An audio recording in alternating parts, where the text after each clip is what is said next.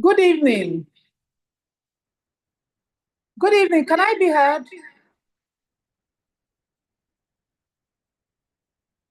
Good evening. May I know if I'm being heard? Ma, you can. Good evening, ma. Yes, we can hear you, ma. Okay, I think it's 7:02. I think it's time we started.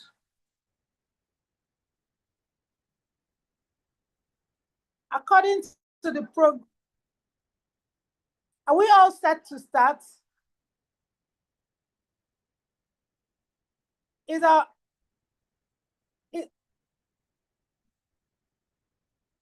is our guest speaker around? Yes, ma. Okay, so we take off. My opening remarks. Good evening, everyone, and welcome to our webinar on Labor Care Guide. My name is Dr. Emily Nzeribe, and I'm honored to be serving as the committee chair for this event. First and foremost, I'd like to extend my gratitude to each and every one of you for taking the time to join us today. We have an exciting lineup of exciting topic to present, and I'm confident that you like the information that will be given, which will be quite engaging. Before we begin, I'd like to acknowledge the hard work and dedication of our organizing committee, who have worked tirelessly to bring this event together. Your efforts are greatly appreciated. Throughout this webinar, we'll be exploring the Labor Care Guide from various perspectives with the goal of popularizing the Labor Care Guide. The topic is there, it's simple. Let's just start. Our speaker is a renowned expert in obstetrics. I'm excited to hear his insights and experiences. We'll also have opportunities for question and answers and discussion. So please don't hesitate to ask questions or share your thoughts. Without further ado, I would like to introduce our first speaker, Professor Oyuje Umora, who will be presenting the Labor Care Guide. It's easy to let us just start. The Dr. Amuche is going to give us a brief citation on our guest speaker. Join me in welcoming him when he comes up. Thank you very much.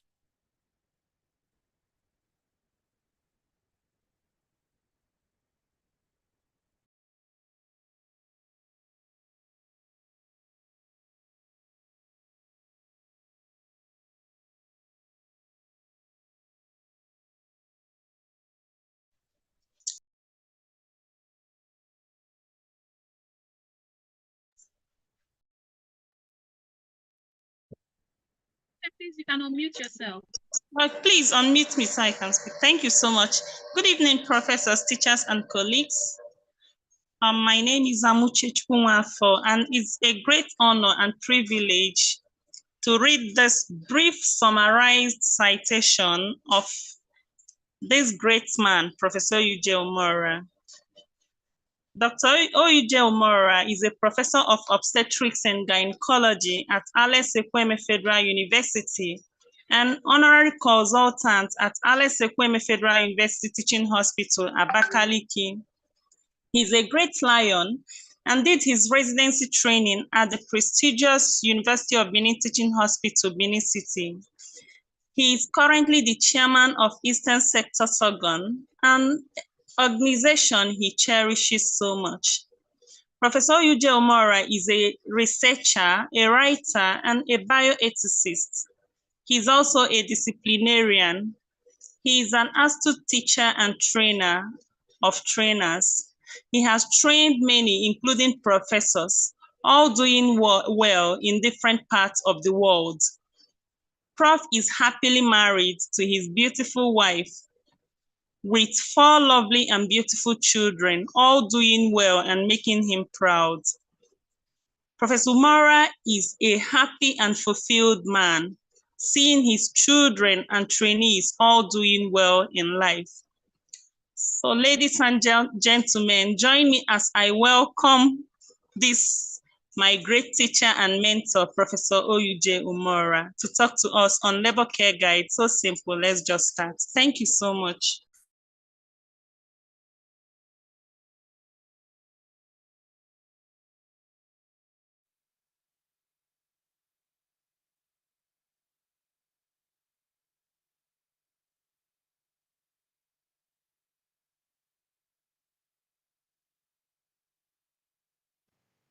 Good evening, my teachers, mentors, trainers, professors, senior colleagues, my dear resident doctors, midwives, nurses, health officers, medical students, and indeed, everyone who have taken time off their very busy weekend schedule to attend this webinar. I'm really sorry we are eating into your weekend, but I pray that at the end of these few minutes we are going to spend together, we may find it worthwhile. Let me also apologize for pre-recording this particular lecture. I really prefer interactive live delivery, but the way network has been behaving in our area, one could not be so sure. I still hope I will not use this pre-recorded version if network permits. But if it doesn't, we may just have to play it. So if you are playing it, just know that network is acting up an area. And this evening, we are just going to discuss the labor care guide.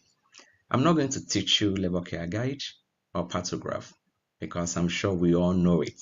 But this evening is just for advocacy that we should implement what we've learned about the labor care guide. There is no big deal about it. That's why I say it's so simple. Let us just start. I have no competing interests. This presentation is just for educational and clinical management purposes, and my affiliations are shown in the bar. For us to start, I want us to have this question, or to answer this question. There is this thing that can be nice, rewarding, and almost imperative, but oftentimes we are very reluctant to accept it. Who can tell me what this is? Just take a few seconds to think about the answer. That thing that's maybe imperative, maybe nice, maybe rewarding, but oftentimes we are very, very reluctant to accept it. Okay, I know you already have your answers 1, 2, 3, but the answer for me is that thing, the only thing in life that is constant. Of course, you know what I mean. Change. Change is the only constant thing because it keeps changing. It keeps changing.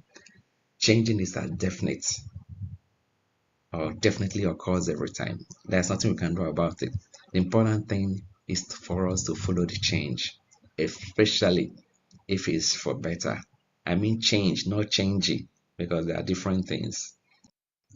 Okay, you can see, look at this. Look at that pole standing one place. Big changes pointing to different directions. Directions that will lead you to a particular end. A change makes us step off from the old way into a new way. We're elevating. And look at this quote. Progress is impossible without change. And those who cannot change their minds cannot change anything. If you can't change your mind, you might not be able to change anything. So, but before we continue, let me really thank the sector for organizing this webinar, especially the webinar committee headed by the vice chairman, the secretary of the sector, Dr. Emily Nzeribe, and all your hardworking group. We thank you for presenting this opportunity for us. Let me also thank all the members of the Eastern sector. You've been a wonderful people. And like I say, working together as a team, we have to achieve. And that's why we are here, to enjoin all of us to implement this change that will help in our labor management. Why are we skeptical about change? Yes, if you're in a comfortable zone, oh gosh, let me just stay here. Don't worry me, I don't want anything more. Just be comfortable.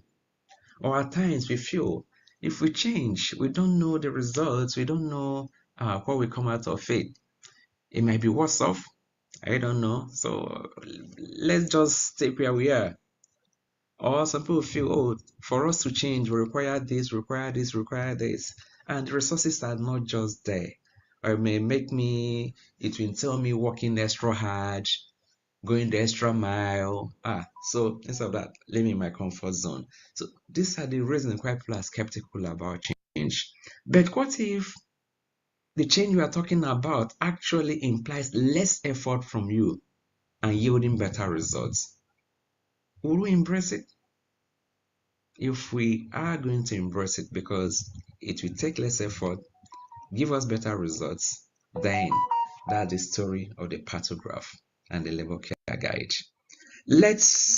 Before we continue, we must pay or give honor to whom they are due regards to the Partograph.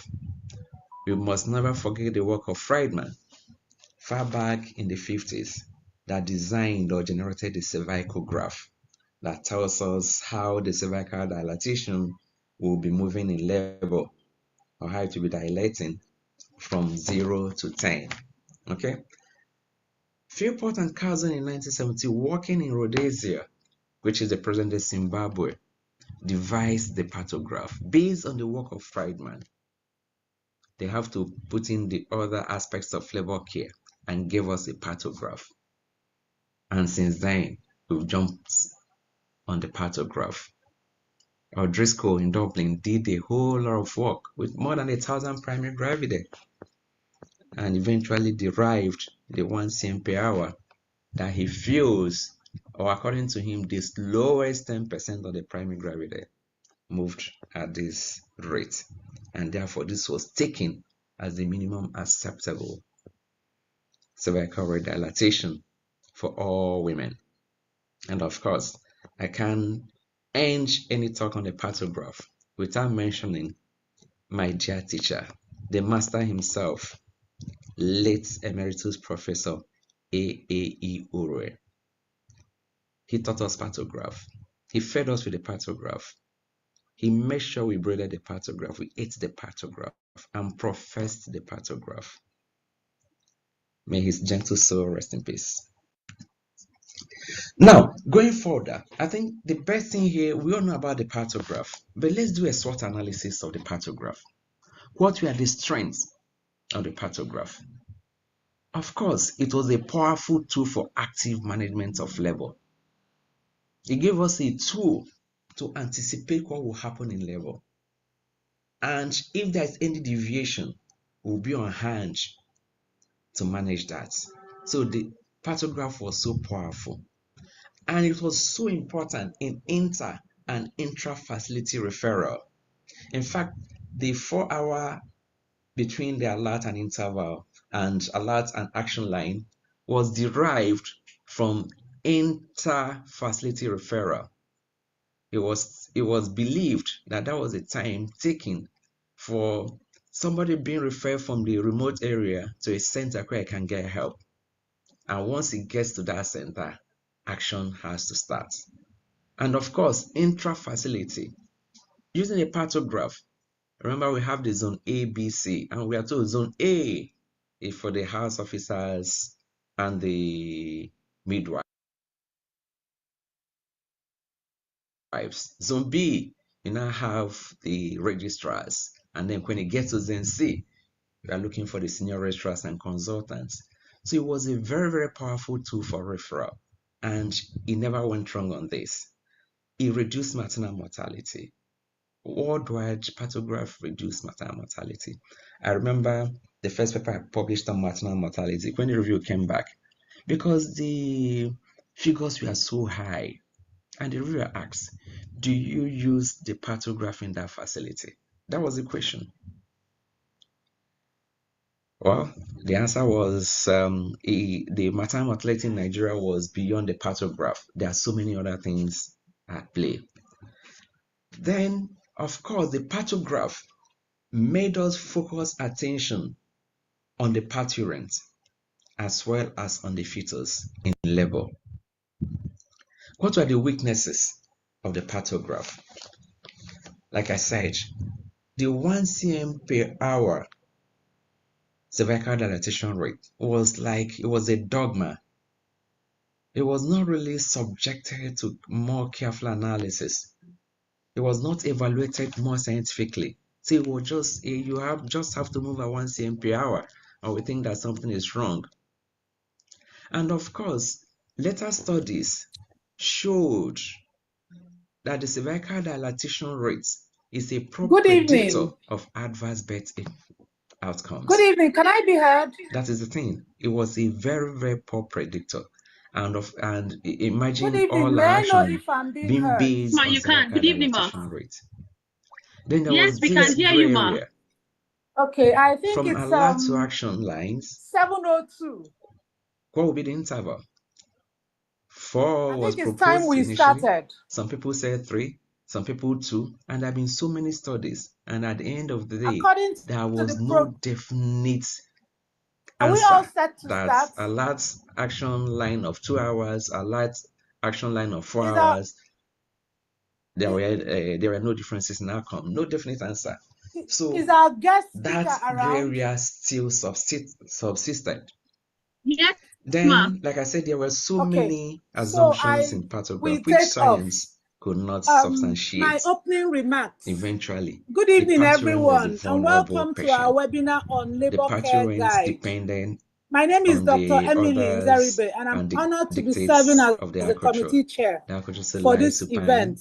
I'll set First up and tree, foremost, this I'd and like that, to don't extend my eat, don't move gratitude to around, each and every don't one of squat. you for The taking the patient was time to just there. join us today. And oftentimes the We have an patient in exciting isolation, lineup of maybe probably with just the nurse monitoring exciting the topic contractions to or taking present. vital signs, And I'm doctors monitoring confident that you contractions, like the the information that will be given, well, I which will be said the quite spouse engaging. oftentimes are Before not we there, the begin, I'd family like not to there. acknowledge the It hard just seemed work in the and midst of dedication of strangers, our medical strangers. organizing committee, who have worked Again, tirelessly to there bring are this some event subjective together. Your assessments efforts that are we are greatly recorded appreciated. as if they were Throughout this scientific webinar, we'll on be the exploring Partograph. the labor care The guide strength of uterine from various contraction, this mild, perspectives, this weak. with the goal What of I intend, popularizing the what labor I care said guide. is mild, might be moderate to The somebody. topic And what is is moderate to there, some it's person simple. might be really Let's just strong to start. another person. So that Our speaker subjectivity is a was there. renowned I've talked expert about the in paternalistic agriculture obstetrics. who dictates whatever I'm happens, excited the to woman at hear stage his level. insights and What experiences. opportunities We'll also have opportunities for does the question and Partograph or answers did the and discussion. Partograph present So us with? please don't hesitate Of to course, ask questions with or the Partograph, share we your learned that labor thoughts. is not all Without science. further It's the ado, combination I'd of both like to science and art. introduce Labor can be physiological. our After first all, that's why speaker, some Professor primates, the Oyuje dogs, the Umora, goats, who will be everything, they presenting deliver without the labor care supervision guide. and they're It's fine. easy to let In us fact, they just suffer. start. What were the threats?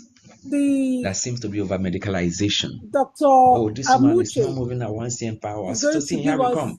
a brief Push, citation push, on our oxytocin. guest speaker. And the bad Help aspect join of me this in was welcoming him when he comes up. mismanagement using Thank you very much. oxytocin was everywhere. In primary care centers, in maternity homes, even TBAs. Start giving oxytocin right, left, and center, over medicalizing labor.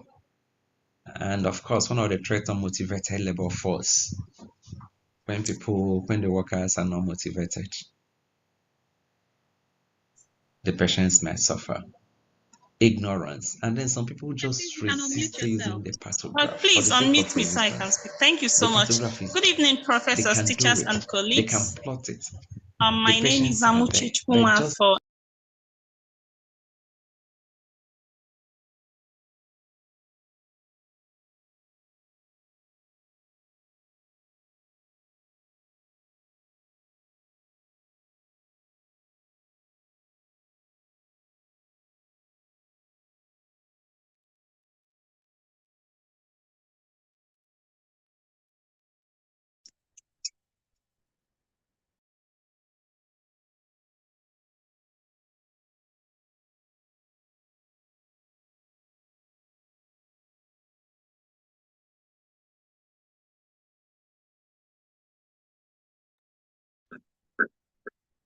Good evening, everybody.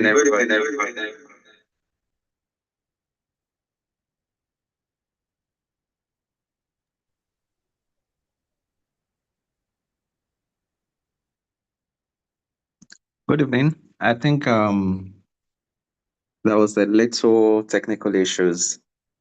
I don't know. The webinar committee, are you with us?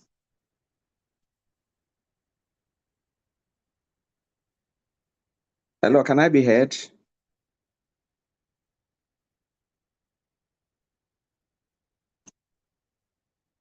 Hello, can anybody hear me?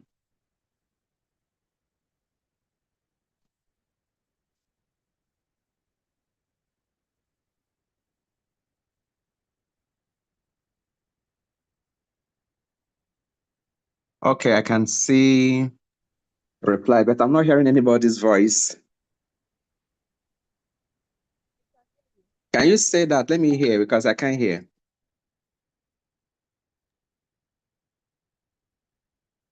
Okay. The webinar committee, I don't know. I'm present. I think some people were complaining the voice was low, so I can take it live. Is that okay? Can I have the green light to go ahead from the webinar committee?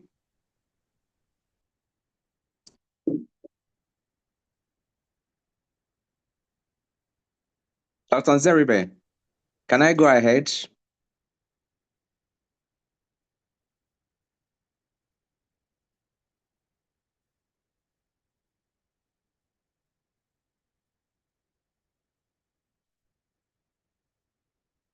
Okay, just give me a minute. Let me call up the slides and we'll go ahead.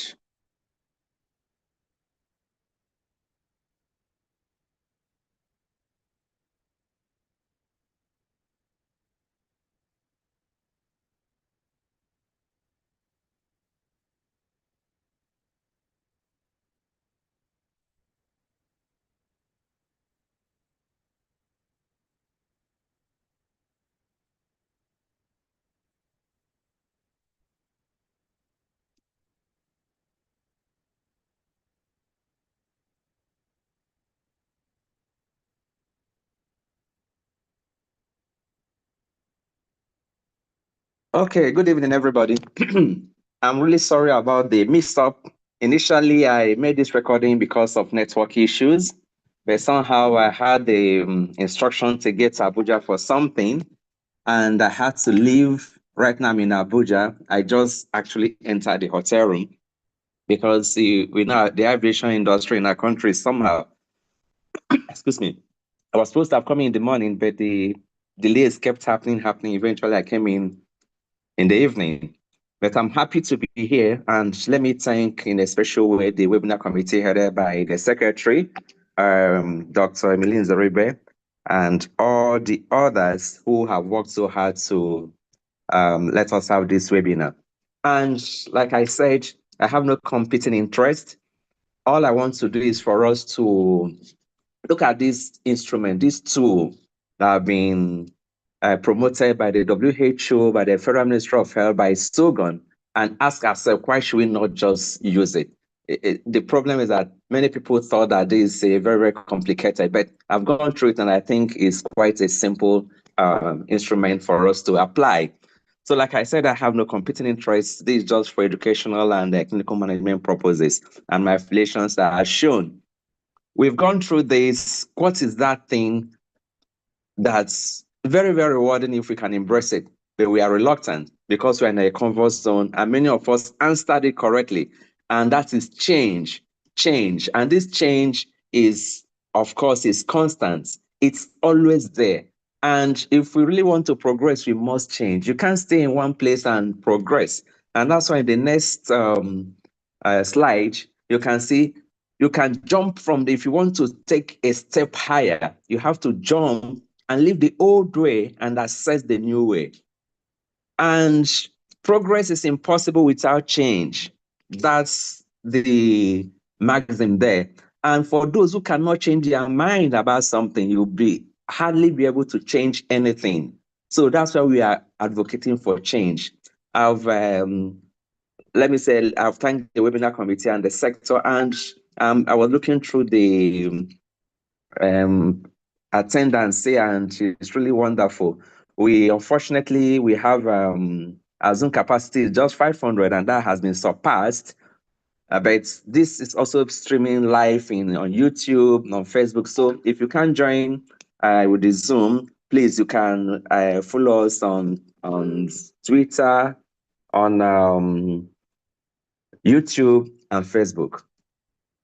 So I've said this is why most of us are skeptical about change. We don't want to lose our comfort zone. But if we don't leave that comfort zone, we might not truly know what is happening in the other area, and we might lose all the benefits that might be there in the other area.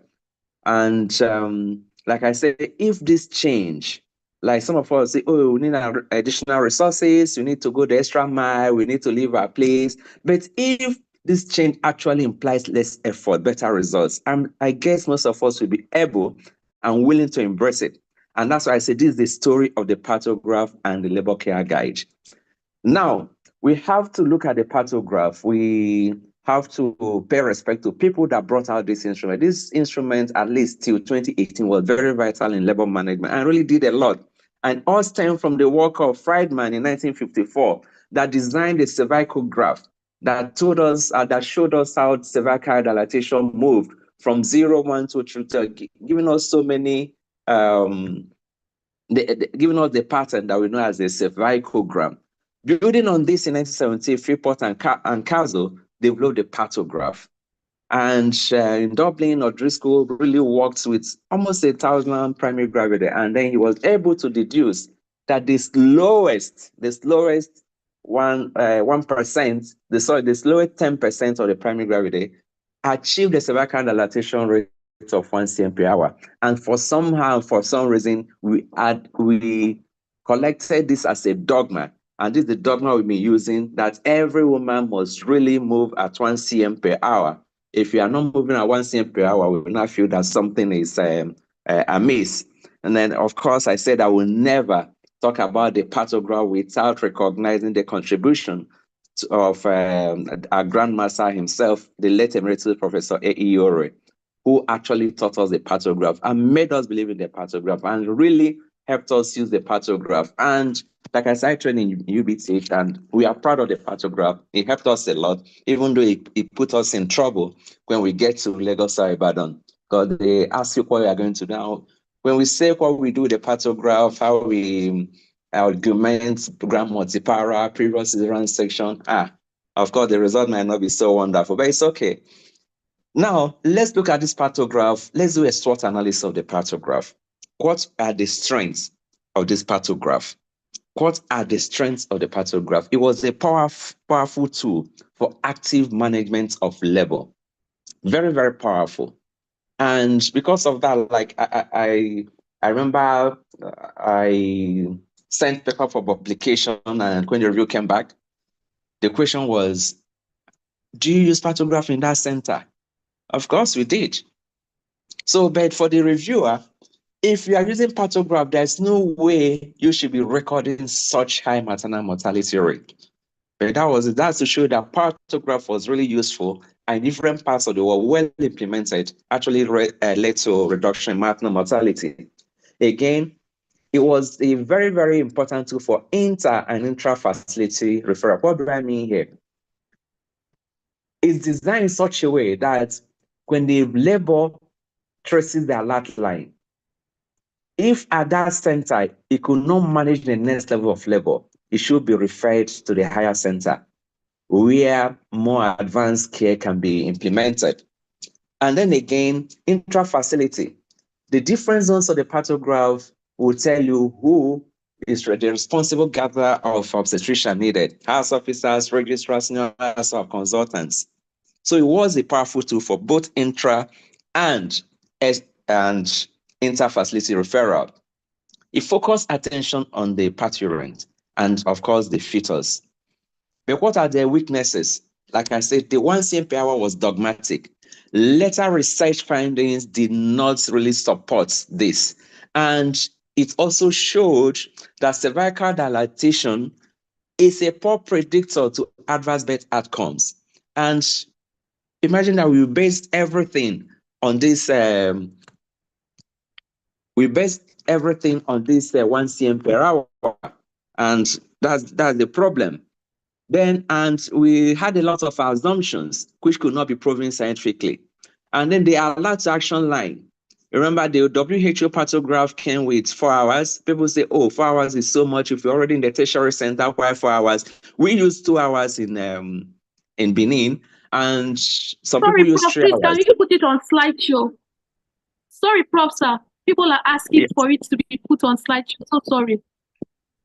It's not very legible. Okay, good. Sorry, that escaped me.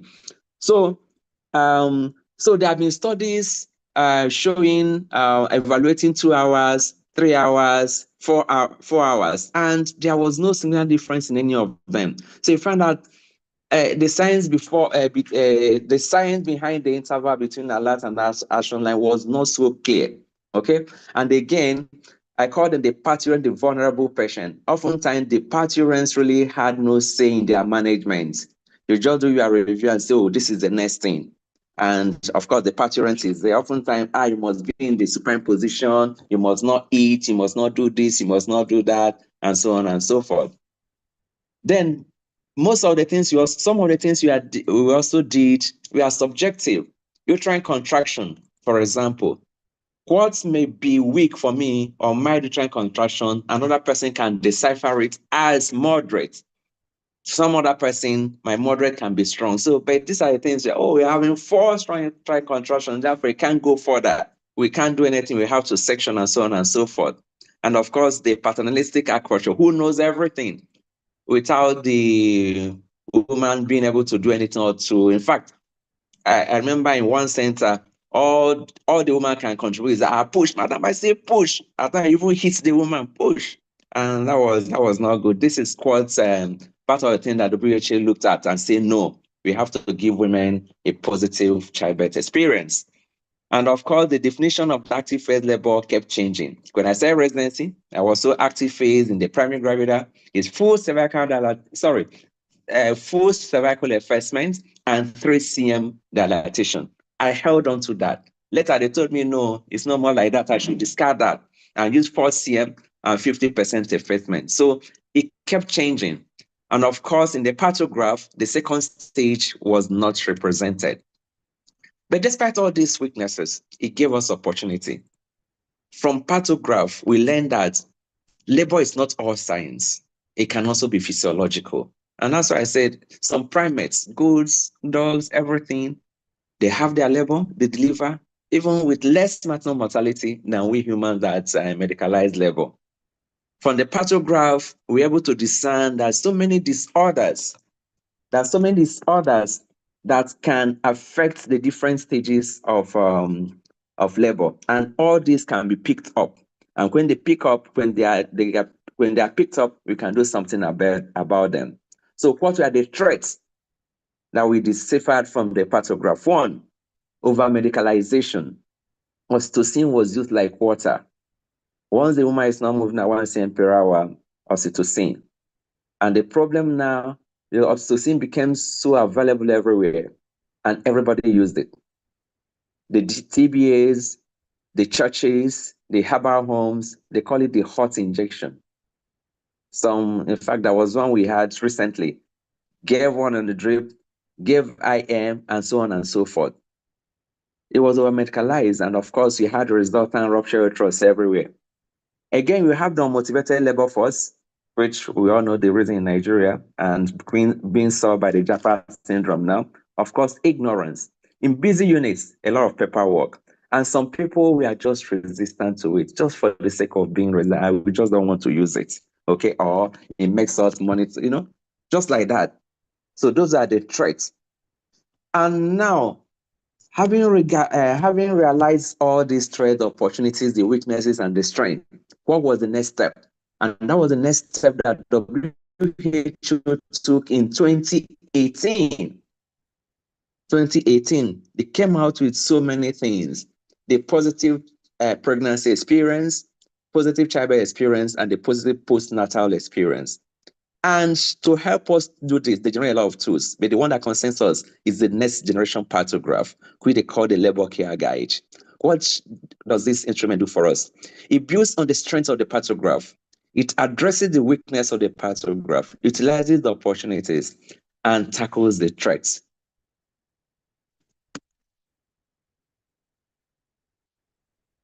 A slide is not moving. Okay, good. So why the LCG? Like I said, it was a tool for implementing the recommendations of intrapartum care for a positive childbirth experience. So it encompasses everything we need to do for the woman, for the family, for the neonate. So at the end of the day, we have a happy mother, a happy family, a happy community, and a healthy neonate. So what is the ICPC experience? I don't know, some of us must have gone to ICPC or even EFCC, so I don't know the experience. But the ICPC I mean here is not that one you know, but this intrapartum care for positive child birth experience. That's the ICPC here. So this it encompasses a lot of recommendations, all with the aim of improving the maternal experience in childbirth, to have a very, very good process and a healthy newborn. So if you click on this link, I think these slides might be shared later. You are going to see all those recommendations. The guidance principles here is that the labor process should be individualized and woman-centered. The woman is the centerpiece of the action. It's the actress in this film. It's the actress. Everything must be on him. I remember when we are growing, when we watch films, so actor will never die. The actor will never die. So this woman being the actress, she will never die. Everything has to be centered on her. No intervention should be implemented without clear medical indication. Without clear medical indication. Using Partograph in those days, this man is not moving well. You look at the time, this is 9 p.m., 10 p.m., 11 p.m. If I continue now, next thing you just give that woman fetal distress and you are sectioning. But with DCG, you can't just do that. No intervention, however small, should be done without a clear medical intervention. And only intervention that serve an immediate purpose and proven to be beneficial should be promoted. Now, so many things we used to do. Madam, you must stay in this position. Madam, you must not eat. We must shave. All those things have not been proven to have any clear benefit, and we must abandon them. The objective here is a happy mother, a healthy baby, a happy family, a happy community. So the labor care guide refocuses attention on the mother and the fetus and the family. It remains a powerful tool for monitoring labor. It consolidates inter and intra-unit referral. Yes, and this one is simple because one column gives you the warning signs, which is called the alert column. No more alert line now. We have the alert column. On the left, you are going to see for each parameter we are going to measure, it's going to show you any parameter that if that woman attains this parameter, you have to be on the alert. And therefore, it means you can now use it to refer. If a woman achieves, I can't handle this in this facility, time for us to assess a higher care level. Or no, this has passed me as a registrar. I must involve my senior registrar because this man is meeting some of these warning signals. So those warning signals are the meat of this LCG. If a woman at any review does not meet any of those warning signals, that labor is said to be progressing normally. But once it meets any of those parameters, you have to be alert. Again, it combines the art and science of labor, respects the parturient. Now the parturient becomes the co-manager. You can't just do anything. Your duty, your detail as agriculture is to examine. We are going to see the ARCP. You examine, you assess, you record. Then you cross-check your record with against the warning signals.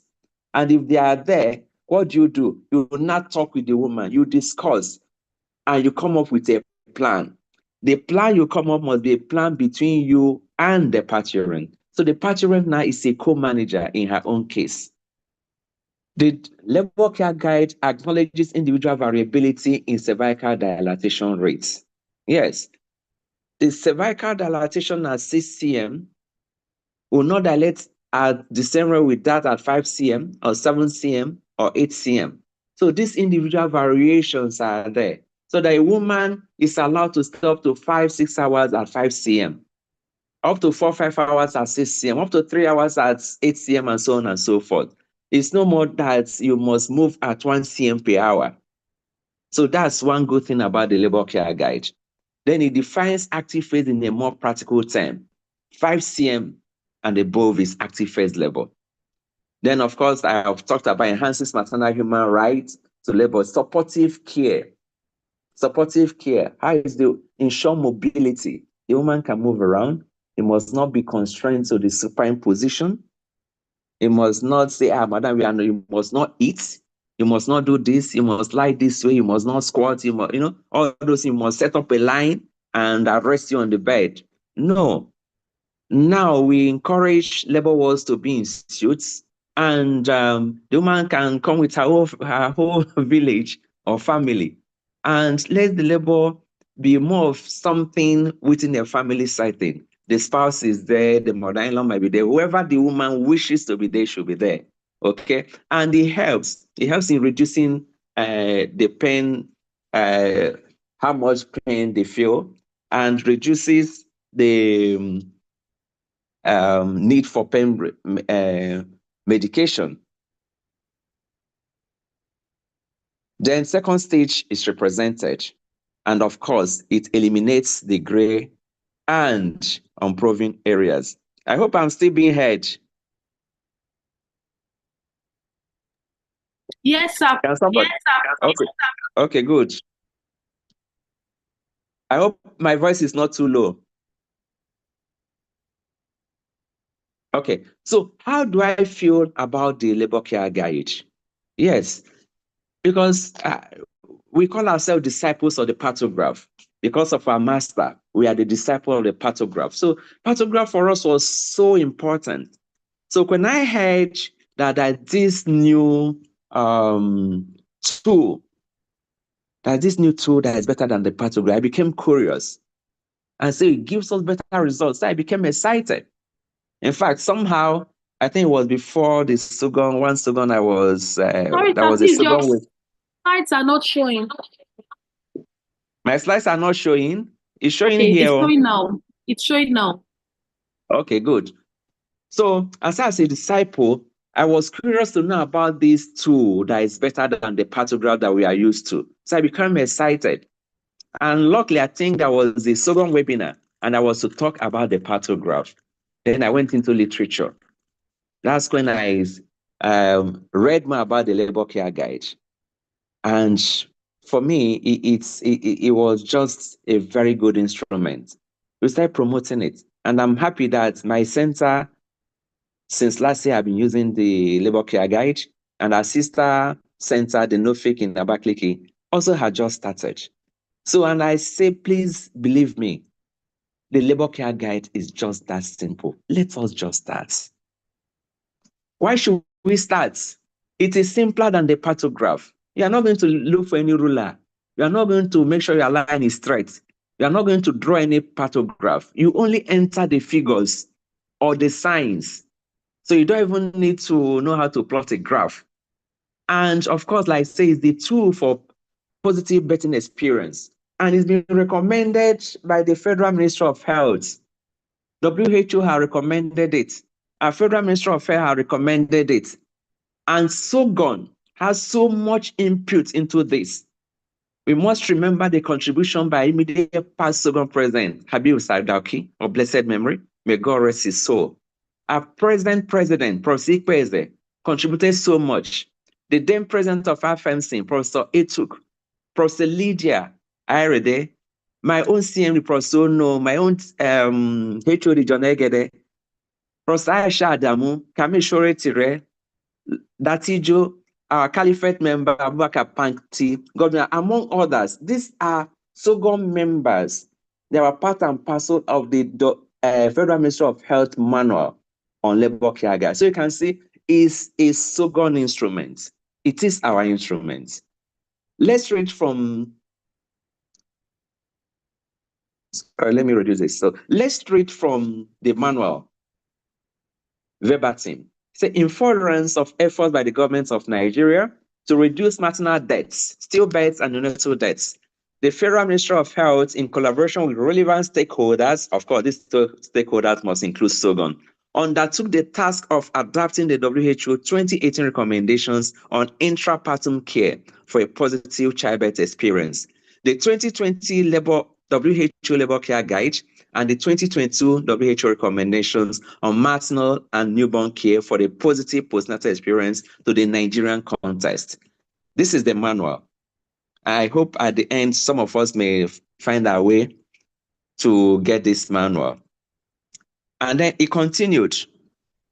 Therefore, in line with global best practices, let me repeat that. Therefore, in line with global best practices, partners, civil society groups, donors, the private sector, and other stakeholders are enjoined to work with the government at all levels to implement the National Intrapartum Care Recommendations, the National Labor Care Guide, the National Postnatal Care Recommendations as tools to support the reduction of maternal and newborn deaths and stillbirths.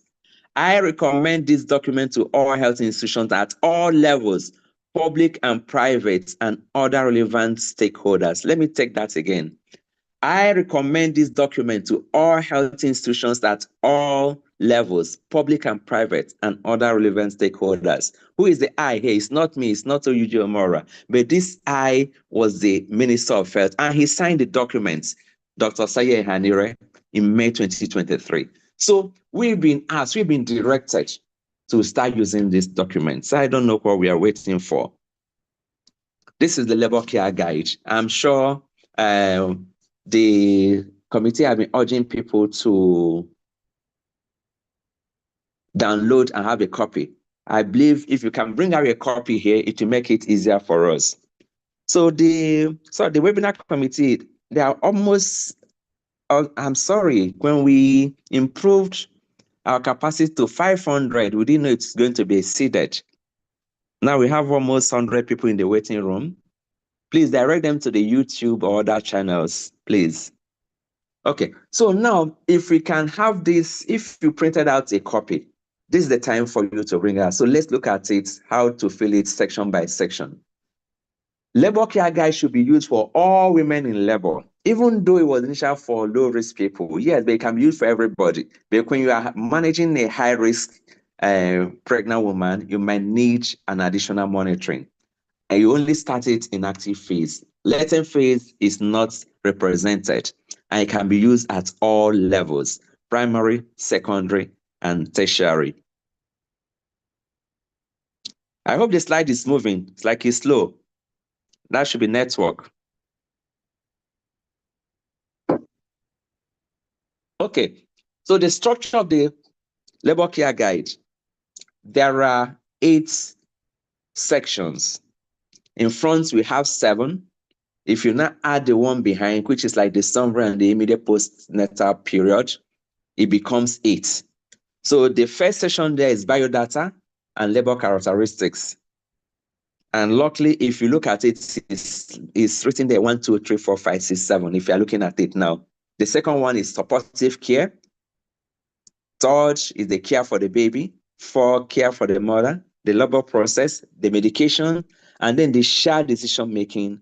And behind, you have the immediate postpartum period. The important things to note the time axis, which we are going to see. The time axis comes in 2 columns. The upper axis, the upper column, is where you write the real time, the time in real time. Let me put it that way. If the woman at the diagnosis of active phase labor is 10:30 a.m., you write it 10:30 a.m. Each unit might decide on the format, 12-hour format or 24-hour format. But if you are using a 12-hour format, remember you must write whether it's PM or AM. Then On the second column below, you now have the actual hours spent. So you can say 1 hour, 2 hour, 3 hour. So apart from the real time, you also at a glance know how many hours this woman has stayed in labor. I've talked about the reference or the alert column, which is where you have the warning signals or the warning signs written out. At each review, you must cross-check your record with the warning sign. And once a woman has met that, you alert and look for the intervention with the woman to implement. But these warning signals, according to the WHO, most of them we are derived scientifically, but not all. All of them were also based on WHO experts' opinions.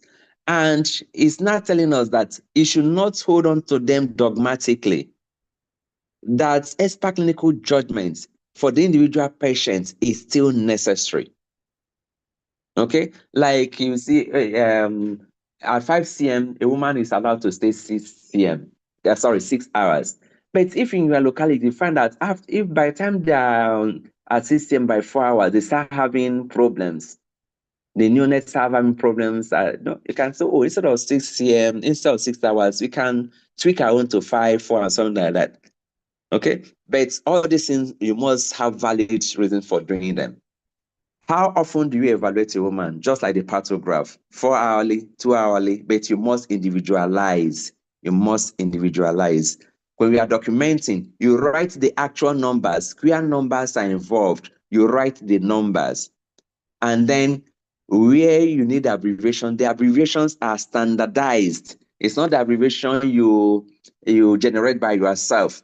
So this one thing to learn. But you don't need to know. You just have to have it written out somewhere. You know the standard abbreviations to use, and then the ARCP. This is called at each evaluation. You must remember ARCP. Each examination wants to do ARCP. A for assess. Now that's your value you are assessing. Well, that's the examination. R for recording. Whatever you assess, whatever you find, you must record it. You must record it. And then C is check, or for me, cross-check. Cross-check this your record with the warning against the warning signals. If you miss it, you now know what to do. You now plan. Plan means you sit down with the woman, tell her about the progress, tell her about what you found, and then two of you will discuss and arrive at a consensus of what next to do. You can use an additional sheet if need be. That means after 12 hours, you might need, because if you look at the time column, it stops at the first stage stops at the 12th hour.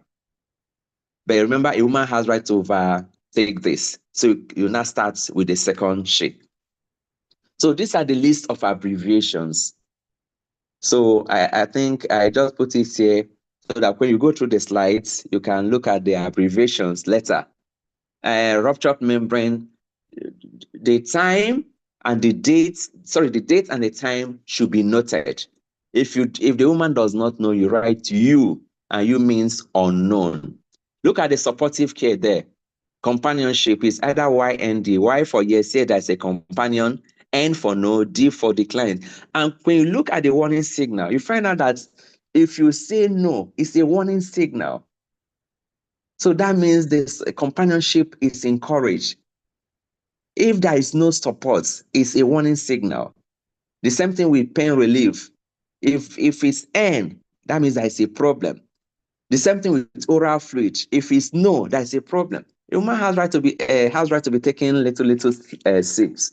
No, say, oh, madam, don't eat because these are N is no. They have to, if they want to take any sip, they should. And look at the posture, supine or mobile. Supine, if you are looking at your Partograph, if you're looking at your LCG now, the warning sign for that supine is a warning signal.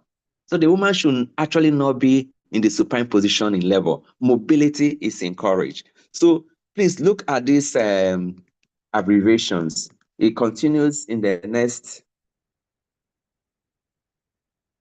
You can see fifth star heart rate deceleration, not declaration. Remember, in the Partograph, there was no column for fetal heart rate deceleration. There was column for fetal heart rate. But now, for at each evaluation, you must know whether is there none, is there early deceleration, late or variable. Late deceleration is a warning sign. Amniotic fluid, if it's intact, I and C. So let's not waste our time here. All these are there. You can see even caputs, you still have abnormal pluses, molding, the same thing. When you do urinalysis, you are looking at the protein, which can be from 0 to 3 pluses, acetone from 0 to even 4 pluses, the same thing with glucose. I have to record all this and now cross-check whether they've met the warning signal. The medications are also there. Okay, so these are the abbreviations. These are the things you need to know how to insert them in the Partograph. So look at the section. This is section 1. You can see the name, hospital name, age. This is what everybody can do. Everybody can register, can record it. There's nothing there. When did the active phase labor, when was the diagnosis made, the day, the month, the years, and the time, the same thing. Look at the membrane rupture. If at this time you don't know, you write U for membrane rupture is unknown. Of course, the risk factor, you have to, is this a spontaneous labor, induced labor? And risk factors, you have to write them out here. Primary gravidity, previous cesarean section, all the risk factors. This is section 1. Okay, so you can see anybody can fill this. This is the time section I've been talking about. You can see the first part ends at 12 hours. That's for the first part. This second part is the second stage. You can see second stage is represented. This is the supportive care. All these columns are where you record, you are finding, depending on the hour you are doing these examinations. The alert line there is, the alert column is there. You can see no companion is alert, is a warning signal, no pain relief, no oral fluid, and the supine position. We cannot feel this. So if at the 4th hour we are recording and there is the woman has the husband is there, we write why, yes, and we are happy. Pain relief, we have been giving pentazocine, we are happy. Oral fluid was having a sip and it's moved by, we write MO. Everybody is happy, labor is progressing normally.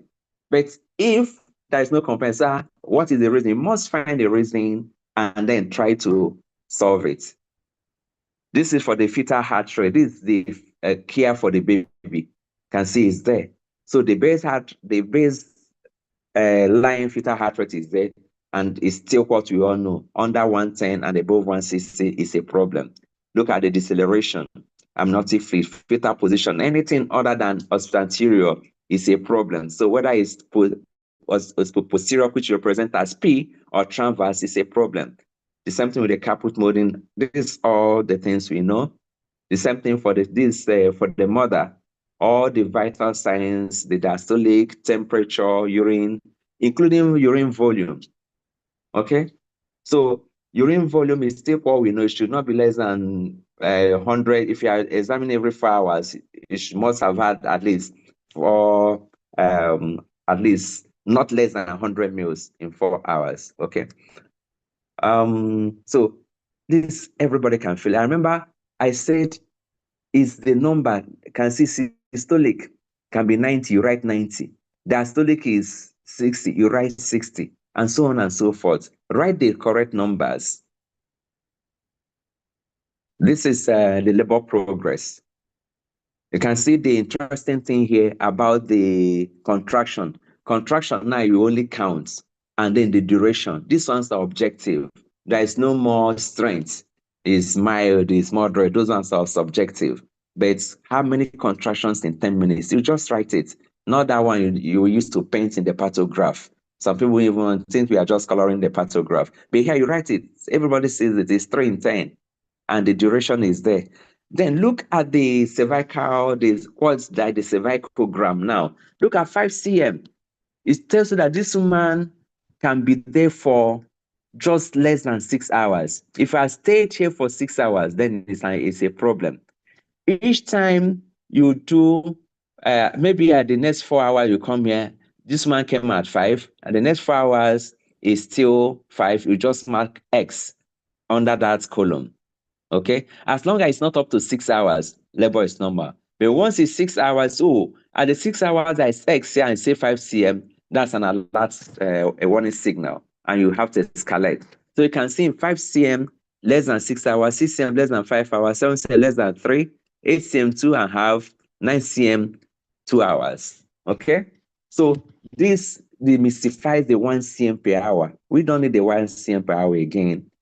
So you see, this woman can be here for quite some time. That's why when this paper finishes, use the second one. The descent is that there is no warning signal for the descent. We just watch the baby descent. Remember, in the African, oftentimes these descents may not even occur until second stage. Okay. In this medication, this section, you record all the drugs, the pain relief, the oxytocin, and the fluids you are given. All of them are here. And then finally, the assessment. So for each evaluation, you must write the assessment, normal progress, or if there's anything you found, you will document it. And then you discuss with the woman and then write out the plan. Write out the plan. And of course, you must initial it. This is done by OUJ, by WCL, and so on and so forth. So that is the first sections of the labor care guide. Then behind is like a summary of the whole thing, the immediate postpartum period. That is all. There's nothing else. So I'm sure many people are still waiting. Let's see what's that big thing about the LCG. There's nothing. You don't finish it, that you don't finish. There's nothing there. So, but the thing is that it's not all positive.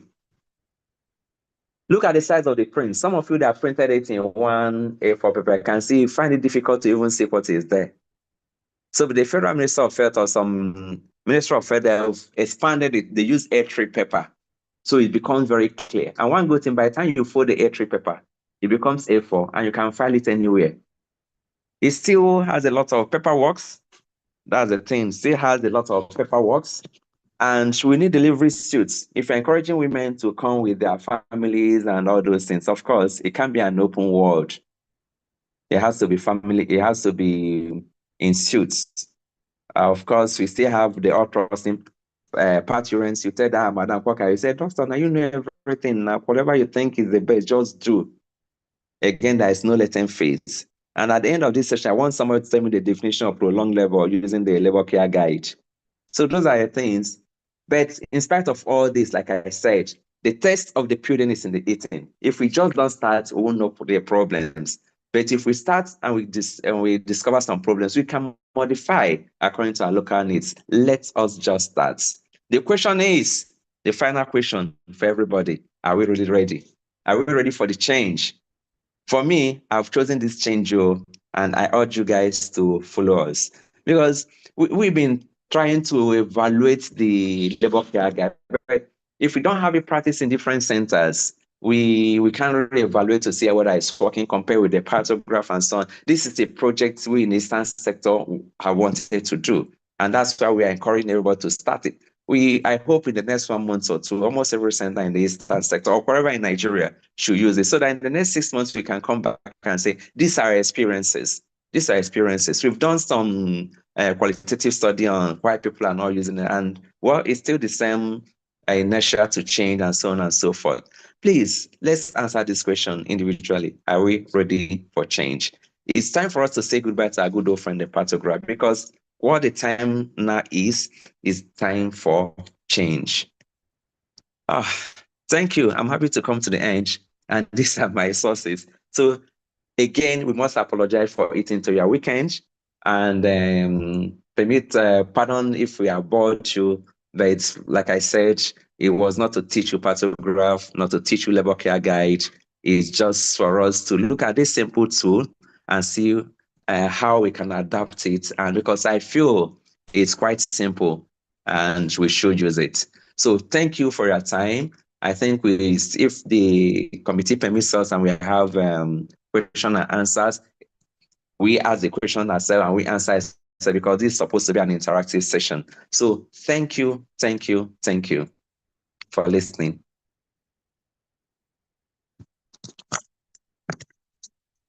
Over to you, Chairman.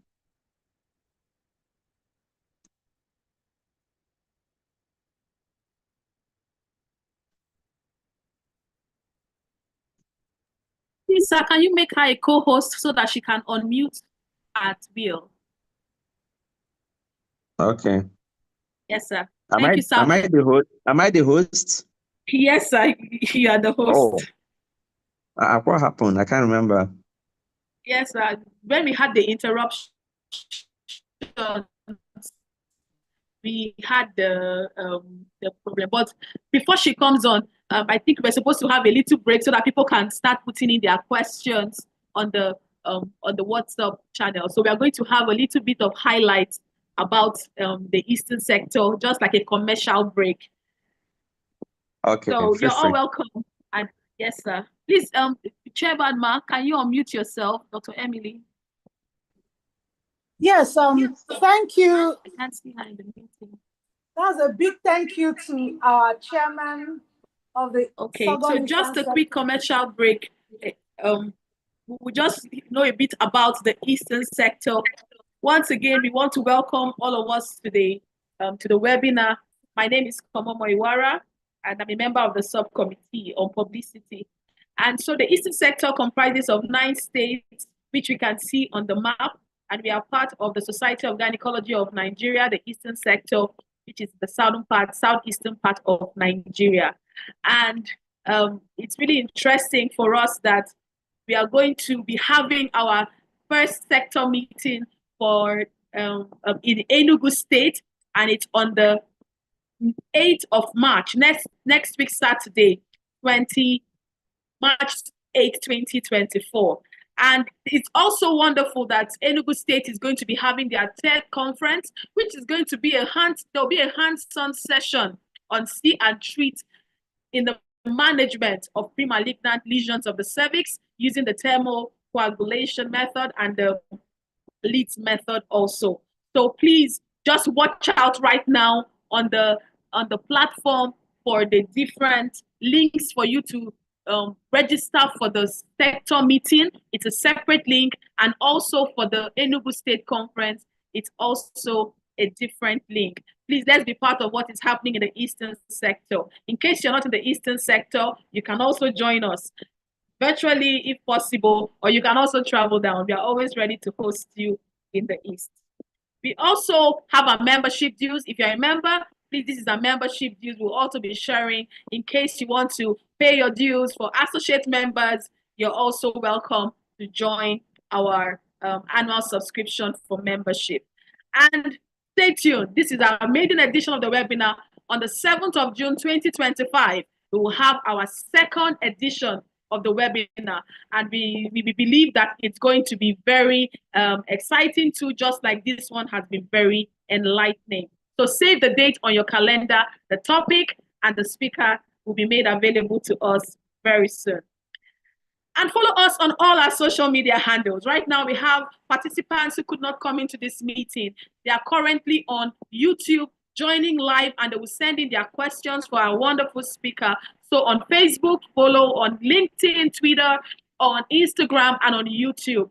And you will also be having updates on the Eastern sector on these different social media handles. So right now, if you're there, just start liking. Go there and like.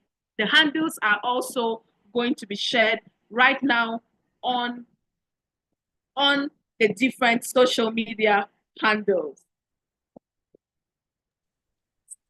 Yeah. So, and finally, we have a post webinar evaluation form. We want to serve you better. We want to know what you like. We want to know what you would like in subsequent webinars. So do us a favor and fill that post-webinar evaluation form, which is going to be shared on the chat box right away so that we can serve you better. And once again, we want to say thank you for joining the webinar and be part of what is happening in the Eastern sector. Thank you very much.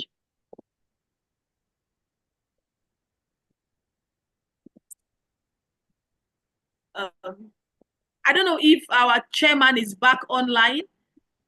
We're supposed. Yeah, yes. Can we have the? Can I call up Dr. Eteike to take the question and answers, so that? No, it's okay. He can take it from here. All right. Thank you so much, Prof. for this wonderful lecture. So it's time for going to take some questions. Take the ones on the chat first. Okay, so let me read the first question here. Prof, can I go ahead? Sure, go ahead. I'm here. Thanks, sir. In view of our current arrangement of the labor wards, where all women use same space, how do we encourage labor companionship? And that's exactly, if you heard me, that's exactly what we are saying. That at times change will come with some changes in facility. The open labor ward is not ideal for supportive care. So I'm sure some of our CEOs are here, some CMACs are here. It's time we start making labor private for the woman and her family. So there are no two ways about that. You can't have an open labor ward and you call in the spouse of some women and the others are there. No, we just have to change. Okay, thank you, sir. Deceleration is better gotten with CTG. CTG increases the CS rate. How do we navigate it? Remember, I said the LCG oftentimes is for low risk. But if you have the high risk, that's where we are talking about the CTG or continuous monitoring. Yes, CTG does not, but it's the way we use or interpret our findings that increase the CTG rate. You remember, it's just where we are practicing. CTG is just an indication that something is happening. The diagnosis of fetal asphyxia actually should come from the ABG, which in good centers, you are just doing it and you are getting the result within minutes, okay?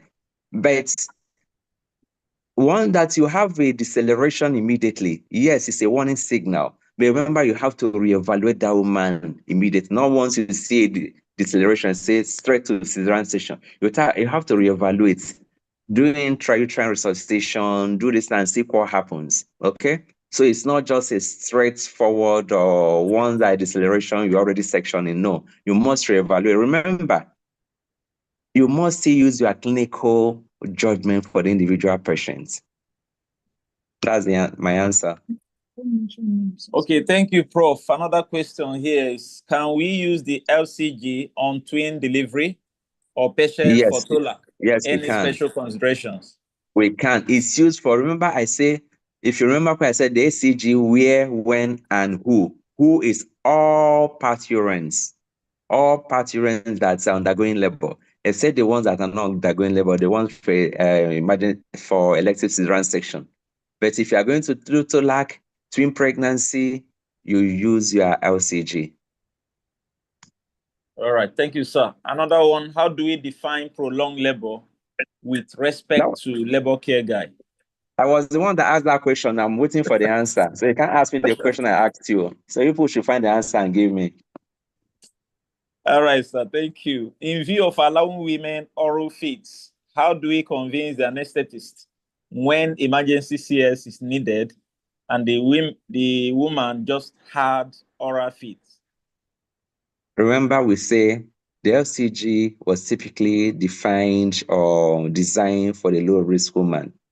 If you have a high-risk woman that you think might end up in CA, you have to be very careful how you encourage the oral feed. You understand what I mean? Okay? Yes, sir. But Yes, for a woman and who you're expecting no progress, no difficulties, you say don't eat, no. Remember, each case should still be individualized.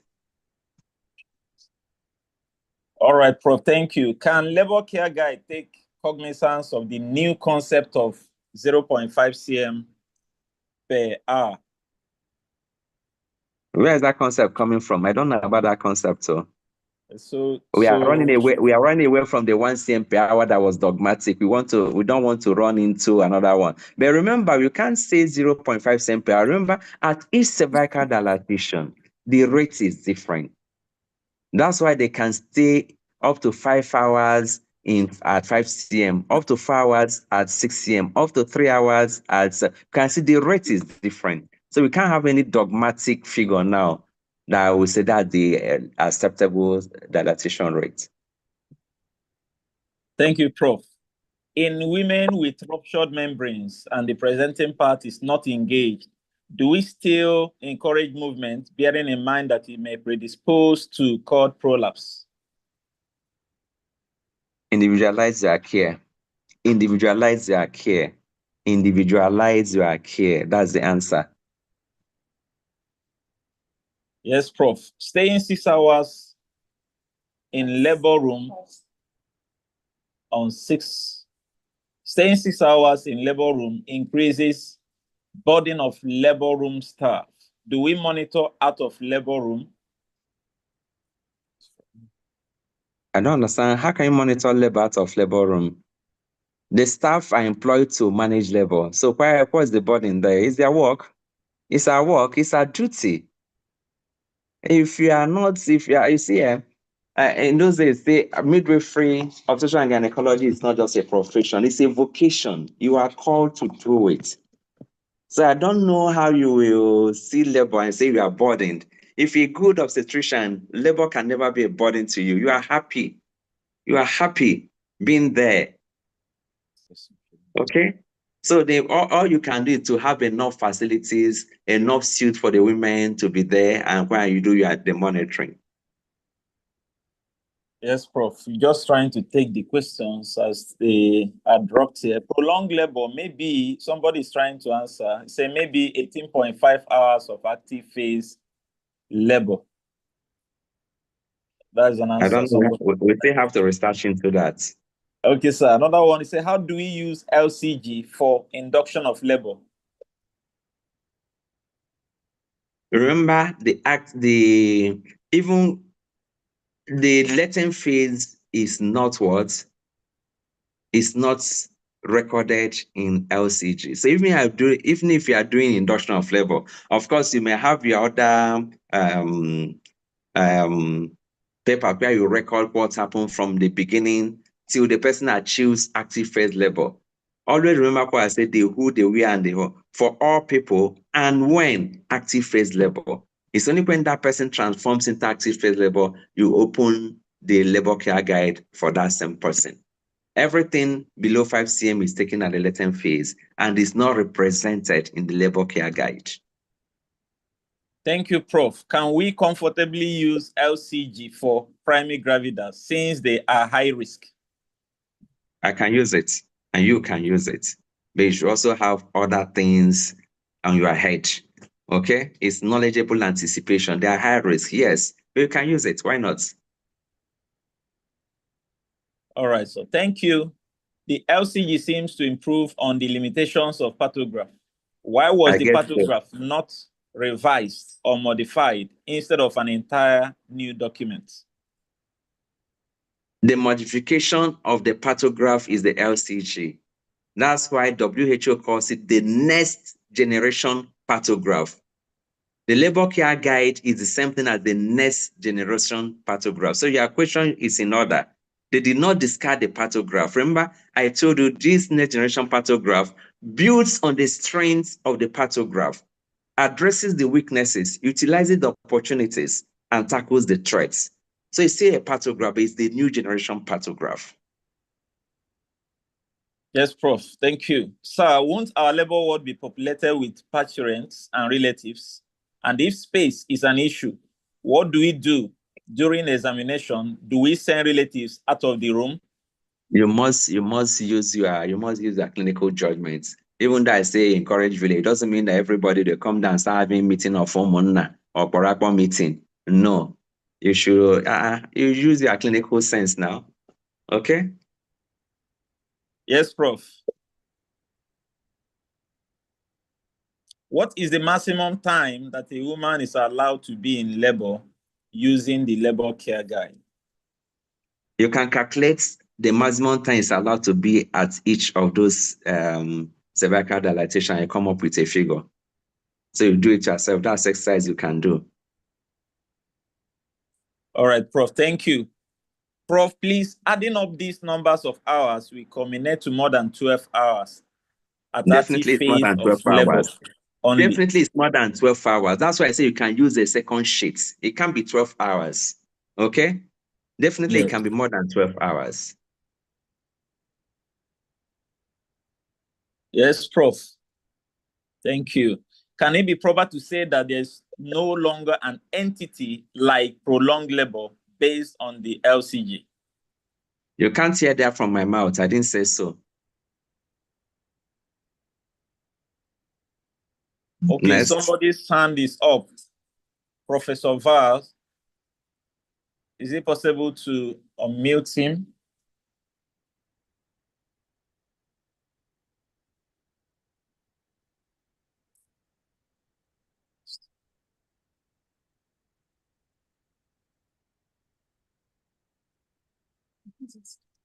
Prof, Professor Val's hand is up. Is it possible to unmute him? They should unmute him now. Who is in charge? Prof, you are the host. Again? I have unmuted you, Okay. sir. Please, sir, you can unmute yourself. Professor Val, sir. Okay, that's thank great. you. Yeah. Thank you very much. Is to heartfully thank Professor Uje for the wonderful lecture that he has given us this evening. But I enjoyed the lecture more than anyone else. Today, I had the opportunity of taking the part 1 and 2 residents doing their West African update course in Enugu here. And part of the discussion today was on SCG. Because as Professor Mera said, the Federal Ministry of Health has already approved its use and domesticated its use in Nigeria. So it's already up to us. And the residents are expected to know about the LCG. I'm sure it's going to be it's likely, like I told the candidates, may likely come out in both the West African National Exam May. So everybody is expected to know about LCG. And when I also interacted with the residents today, I discovered that Professor Mora's Center and that is a FETA and National Fistula Center, Abakaliki, that appear to be the two centers that have commenced the use of Partograph. And I told the residents, my center, UNTH, that we're also going to start it. When I critically went through the SCG, I mean, like Prof said, is no doubt a better tool for monitoring level. The difference is clear. It's evidence-based. Is a huge improvement with the Partograph that we used to monitor level. So I joined him in commending all of us, encouraging us to commence LCG in our centers. I've missed some of the threats that may be associated with it as we move on. But Professor Mara, I just have one or two things to add to what the other people have asked in terms of concerns raised with the use of LCG, adopting LCG in our various centers. I understand that the LCG is essentially for low-risk women, and at the same time, for low-risk women, what is being encouraged is the use of a hand-head Doppler, which is the Sonicare, or the peanut that we commonly use. Yeah. Yes. So I'm wondering, when they are talking about fetal heart deceleration, talking about early deceleration, variable deceleration, late deceleration, I mean, are they now expecting us to use CTG again for low risk, for management of low risk labor, low risk pregnancies in labor? Because the whole essence of LCG is that for low-risk women, it's no longer encouraged that low-risk women should use CTG, because CTG will immobilize them and also possibly increase the risk of operative interventions. So if it's not recommended for low-risk women, how then do we talk about late deceleration, early deceleration, variable decelerations.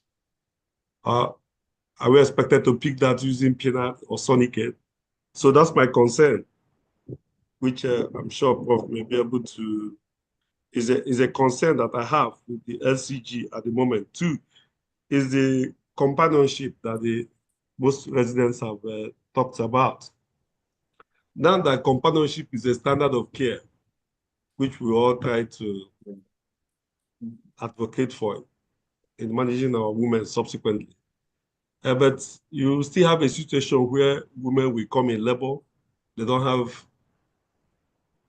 anybody, any companion, and it's expected based on LCG that you provide a companion for the woman. I mean, it's expected that you get a nurse to stay with the woman if she doesn't have a companion and she desires one. How do you get that in situations like this? Because it's now a standard of care.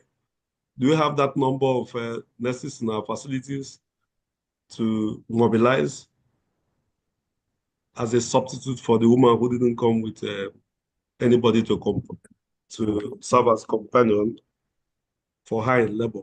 Or do we, for such women, we just ignore them and go ahead and providing care for them without companionship? So these two things, in addition to the fact that I looked when I was going through the labor care guide, all right? I looked through to see whether I could find any evidence in terms of, because you rightly say that at 5 cm cervical dilatation, a woman can comfortably stay up to 6 hours, okay, without any worry, as long as there is no red flag, no danger sign, no early sign or warning sign. So those hours, were they evidence-based, or was it just a dogma like the 1 cm that O'Driscoll and co used in the past? Was there any, because I was trying to look up for a study where, how did they come about those that at 5 cm cervical dilatation, a woman can stay for 6 hours?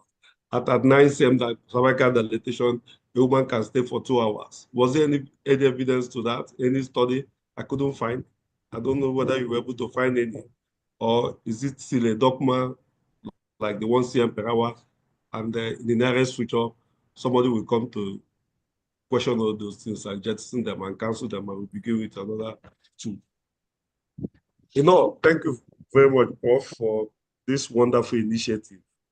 And I believe with the level of sensitization you have given us, many centers are going to commence the LCG, and I'm sure UNTH, where I practice, I've already told the Chief President that we have to start as soon as possible. Thank you very much, sir, once again.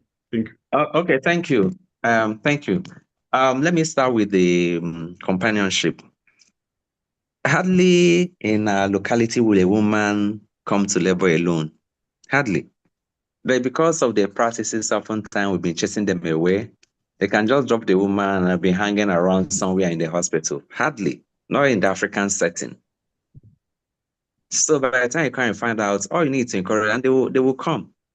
They will come. So for me, I don't think that is a problem.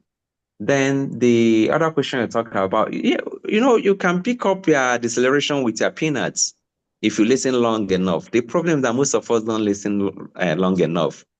Many people listen for 15 seconds and multiply by 4. But ideally, one should be able to listen over 1 minute, over a contraction. And if something is wrong, you are still going to start picking it up. When you now start having those red flags using your common peanuts and your Sonicare, you can now graduate to a CTG. Remember, like I said, all these things, your individual clinical expert management is still advocated. You can pick up decelerations with peanuts. After contraction, you find out the fetal heart rate is nowhere to be found after even the contraction has stopped. Ideally, we are taught to listen over the contraction. The woman might be in pain, but you listen and can see it's so dramatic how the thing goes down and comes up immediately. When it doesn't come up, you now start looking for what is happening. Then there have been the publications on labor care guide are still very, very scanty. And that's why the advocacy now is that start and let us look and evaluate all these things. Okay, I've not seen those individual publications on the cervical dilatation and the different cervical dilatations. But these are things that this is a virgin field where we can still have a lot of things to learn and research into. So thank you for your wonderful questions and concern. Thank you so much. Already, thank you. We spent almost an hour and a half, so I don't know. When yes, are we rounding up? Thank you so much. Yeah. Thank you, sir. I think if you permit to just take the last question before the vote of thanks, closing by the chairman. Can I go ahead, Prof? Just one more. Can active management of labor be done with the use of LCG? Yes. Now, the management, what's active management? Active management is the knowledge anticipation of the progress. So all the things you are still doing is still part of the active management. If you understand what active management is, not that you must do this. No, for the fact that you know what are you expecting, okay, and then you do examination. You are not getting that thing you are expecting. You are getting something at the warning sign, and you are doing something. It's still active management. Unlike passive management, where you just stay. The woman, anytime we now decide to say I'm pushing, you now go and get the baby pushed out without doing anything. No. So it's still a tool for active management. Wow, Prof, God bless you. That has been a wonderful day. I would like to call upon Professor Cyril Dim to give us the vote of thanks. But before that, I'd like to plead with us to fill the evaluation forms. It will help us quite a lot to serve you better next time. So please, Professor Cyril Dim, kindly give us the vote of thanks. Okay, sorry. Before then, we are going to start the Eastern sector. Our usual exam cycle tutelage will start within this week. So watch out for the announcement very soon. Thank you. Thank you, Prof. All right, Prof. Please, can we unmute Professor Dim? Yes, I've already unmuted. Okay, please go ahead. Yeah, thank you, our chairman, Southeastern Sagam, and our secretary, Faculty of R&G, National College, and many other things for this wonderful lecture and introduction of this area.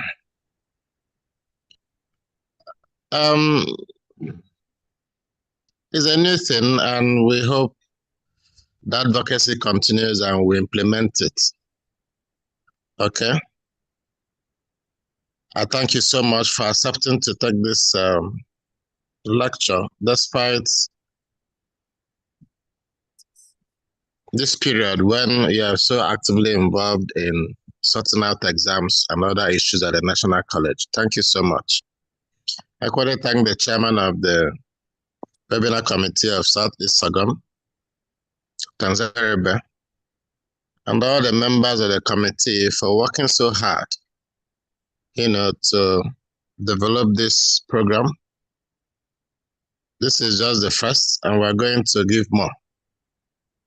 I thank all participants for being part of this program.